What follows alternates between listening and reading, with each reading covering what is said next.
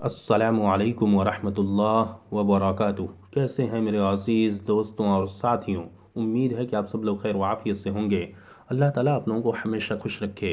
حدیث نبوی صلی اللہ علیہ وسلم لے کر ایک بار پھر سے ہم اپنے ڈیلی روٹین کے مطابق آپ لوگوں کے درمیان حاضر ہو چکے ہیں۔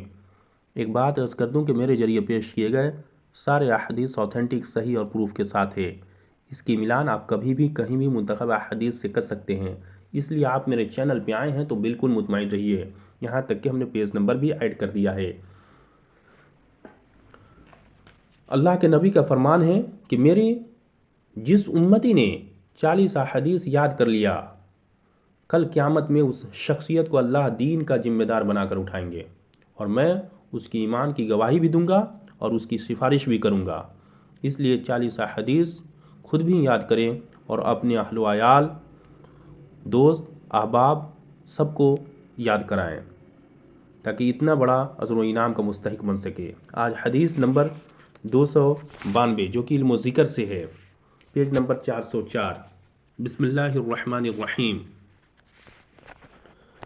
حضرت عثمان بن عفان رضی اللہ عنہ فرماتے ہیں کہ میں نے رسول اللہ صلی اللہ علیہ وسلم کو یہ ارشاد فرماتے ہوئے سنا، جو شخص شام کو 3 مرتبہ یہ کلمات پڑھے تو صبح ہونے تک، اور صبح کو 3 مرتبہ پڑھے تو شام ہونے تک اسے کوئی اچانک مصیبت نہیں پہنچے گی۔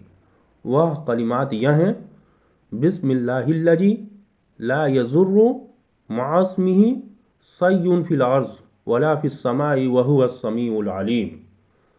ایک بار پھر سے، بسم اللہ الذی لا یضر مع اسمہ شیء فی الارض ولا فی السماء وہو السمیع العلیم۔ اس اللہ کے نام کے ساتھ ہم نے صبح یا شام کی، جس کے نام کے ساتھ زمین یا آسمان میں کوئی چیز نقصان نہیں پہنچاتی، اور وہ سب کچھ سننے اور جاننے والا ہے۔ ابو داؤد شریف کی روایت ہے میرے دوستوں۔ آج کی دوسری حدیث نبوی صلی اللہ علیہ وسلم، حدیث نمبر 306 جو کہ علم و ذکر سے ہے، پیج نمبر 411۔ بسم اللہ الرحمن الرحیم۔ حضرت ابو وائل رحمۃ اللہ فرماتے ہیں کہ ایک مخاطب یعنی غلام نے حضرت علی رضی اللہ عنہ کے خدمت میں حاضر ہو کر عرض کیا، میں بدلے کتابت میں طے شدہ مال ادا نہیں کر پا رہا، آپ اس بارے میں میری مدد فرمائیں۔ حضرت علی رضی اللہ عنہ نے فرمایا، کیا میں تمہیں وہ کلمات نہ سکھا دوں جو مجھے رسول اللہ صلی اللہ علیہ وسلم نے سکھائے تھے؟ اگر تم پر یمن کے سیر پہاڑ کے برابر بھی قرض ہو تو بھی اللہ تعالیٰ اس قرض کو ادا کرا دیں گے۔ تم یہ دعا پڑھا کرو: